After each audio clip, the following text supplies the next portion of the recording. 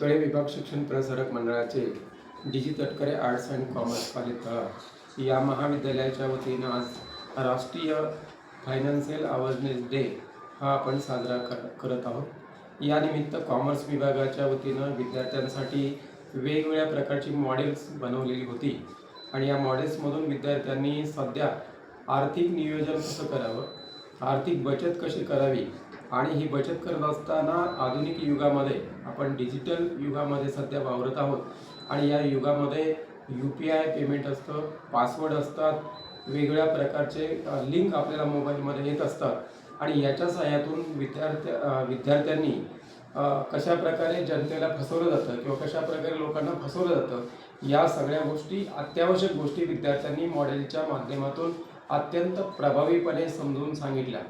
खरं तर कॉमर्सचे विद्यार्थी आहेत आणि कॉमर्सच्या विद्यार्थ्यांना क्रेडिट डेबिट याच्याबरोबर सध्या डिजिटल युगामध्ये कोणकोणत्या प्रकारचे बदल होत असतात, फायनान्शियल प्लॅनिंग करत असताना आपल्या आयुष्यामध्ये दैनंदिन जीवनासाठी लागणारा किती खर्च होतो, त्यानंतर आपल्या अत्यावश्यक गोष्टीसाठी किती खर्च होतो आणि त्यातून बचत किती प्रमाणात केली जावी हा संदेश आजच्या या प्रदर्शनाच्या माध्यमातून विद्यार्थ्यांनी संस्थाचालक असतील, प्राध्यापक असतील आणि पालकांना दिलेला आहे आणि या अशा चांगल्या उपक्रमाचं स्तुत्य अशा उपक्रमाचं मी स्वागत करतो आणि महाविद्यालयाच्या वतीनं सर्वांना शुभेच्छा देतो। धन्यवाद। वर्षी 14 ऑगस्ट हा दिवस राष्ट्रीय आर्थिक जागरूकता दिन म्हणून पाळला जातो। या दिवशी वैयक्तिक आर्थिक व्यवस्थापन, बचत, गुंतवणूक आणि आपल्या आर्थिक व्यवस्थापनाचे महत्त्व हे लोकांना समजून सांगणे हा यामागचा उद्देश असतो।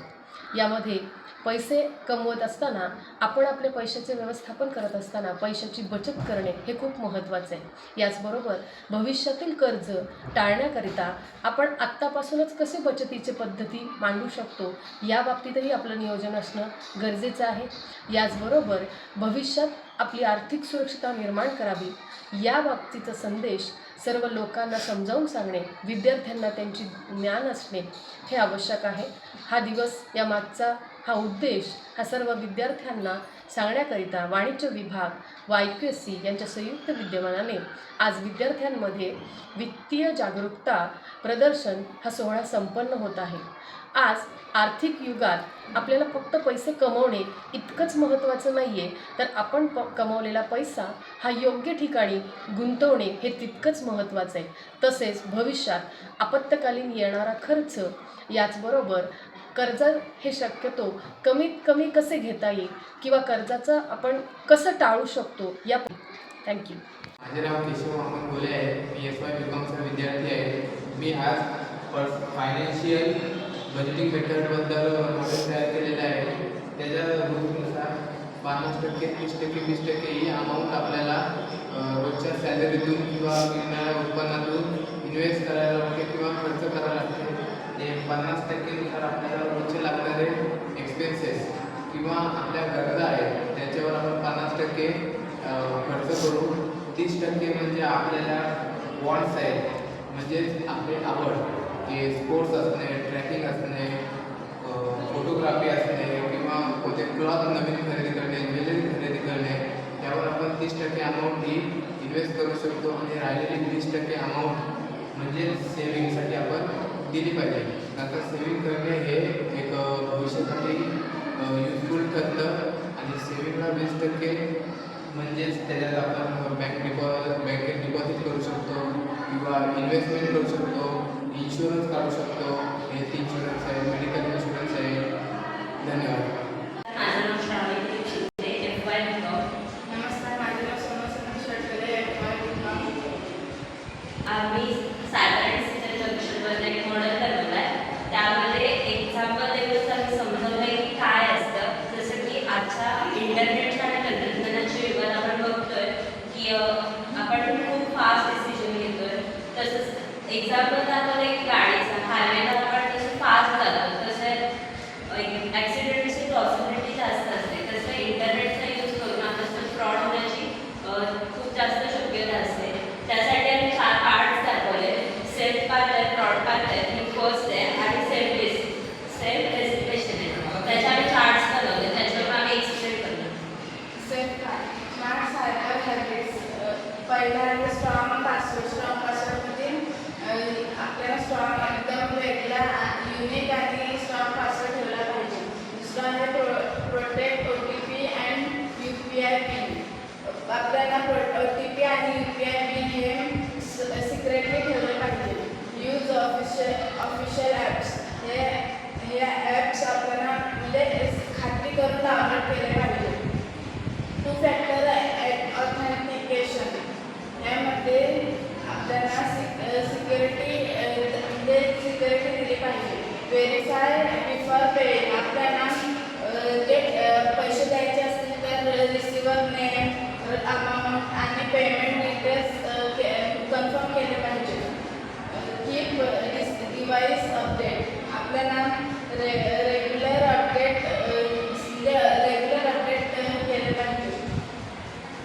सेकंड आहे फ्रॉडमध्ये फिश म्हणजे काय असतं की लिंक्स असतात, वेबसाईट्स असतात, त्या आपल्या मेसेजरला येतात. तर त्याच्यावर जर आपण क्लिक केलं तर आपली पर्सनल इन्फॉर्मेशन असेल किंवा बँक डिटेल्स असतील ते आपल्या फोनमधून दुसऱ्याच्या म्हणजे जो फ्रॉड करणार आहे त्याच्या फोनमध्ये जातात आणि त्यामुळे आपल्या बँकेतले पैसे किंवा इतर गोष्टी तो काढून घेऊ शकतो. त्यात UPI फ्रॉड आहे, फेक कस्टमर केअर आहे, malicious links, price lottery, scam, bank card fraud असे खूप सारे फ्रॉड आहेत. त्यानंतर थिंक फर्स्ट.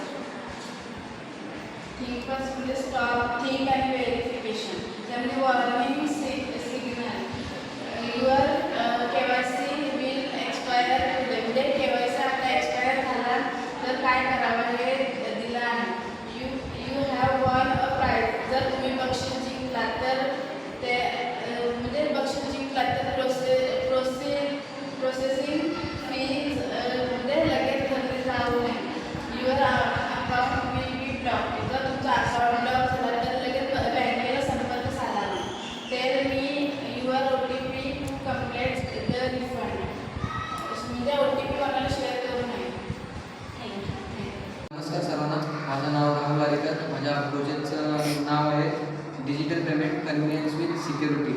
तर डिजिटल पेमेंट म्हणजे असं पेमेंट जे आपण इंटरनेटच्या द्वारे किंवा bank account to bank account transfer करतो. तर यामध्ये बरेचसे फ्रॉड स्कॅम होतात. त्याबद्दलच आम्ही आमचा प्रोजेक्ट बनवलेला आहे.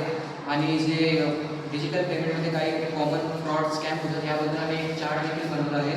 तर या चार्टमध्ये तुम्ही बघू शकता. त्यामधला पहिला फ्रॉड आहे तो फेक क्यूआर स्कॅम. यामध्ये होतं असं की आपण दुकानामध्ये जातो, जेव्हा पेमेंट करायची वेळ येते तेव्हा आपण एखादं छोटंसं QR स्कॅन करून न बघताच पेमेंट करतो. पण असं करायचं नाही. आपल्याला माहीत नसतं की हा QR ट्रस्टेबल आहे की त्या दुकानदाराचाच आहे. तर सर्वात आधी पेमेंट करायसाठी दुकानदाराची QR बद्दल चौकशी करा आणि मगच पेमेंट करा. तर सर्वांनी लक्षात ठेवा. आणि त्याच्यानंतर दुसरं आहे ते OTP फ्रॉड. आपण सर्व OTP फ्रॉड याबद्दल थोडीशी माहिती आहे, तरी मी थोडीशी माहिती तुम्हाला सांगतो. तर OTP फ्रॉडमध्ये होतं आहे की आपल्याला अन्य लोक फोन करतात बँकेमधून, की बोलतात आम्ही बँकेमधून बोलत आहोत, आम्हाला तुमची ही माहिती पाहिजे, पर्सनल डिटेल पाहिजे. आपण न बघता त्यांना OTP सांगतो आणि OTP सांगितल्यानंतर होतं असं की आपल्या बँक अकाउंटमधले पैसे सर्व कापून जातात. यानंतर असे पुढील प्रकार माझा मित्र समजावून सांगेल. माझं नाव रोशन वारेकर. माझा हे आहे fake customer care. Fake customer care म्हणजे आपण एखादा बँके वगैरेमध्ये जातो.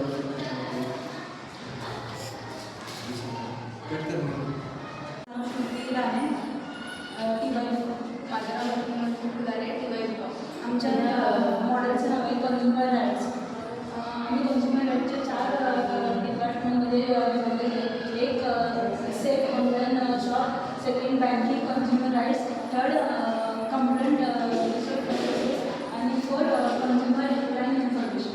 तसेच फर्स्टमध्ये सेल्फ ऑनलाईन शॉपमध्ये आपण अनेक ॲप्सचं हे ॲप वापरतो, जसे की मिशो, मिंत्रा, फ्लिपकार्ट, अजून अनेक असे वेबसाईट आहेत. त्याचप्रमाणे आपण त्यामध्ये QR कोडच्या जे QR कोड आहे ना मार्चने, म्हणजे आपण ऑनलाईन पेमेंट करताना QR कोड व त्या QR कोड पेमेंट करण्यासाठी QR कोडचा वापर करतो.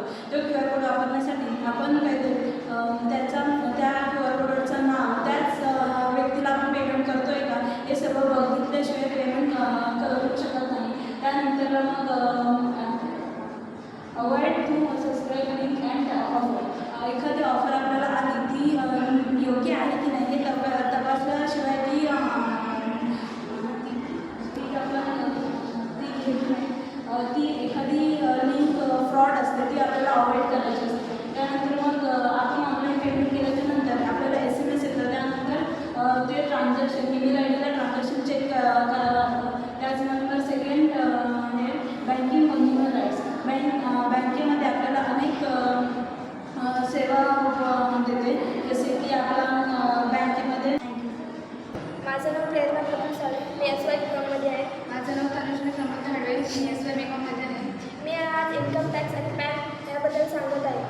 इन्कम टॅक्स म्हणजे आयकर. सरकारला आपल्या उत्पन्नावर दिलेला कर म्हणजे इन्कम टॅक्स.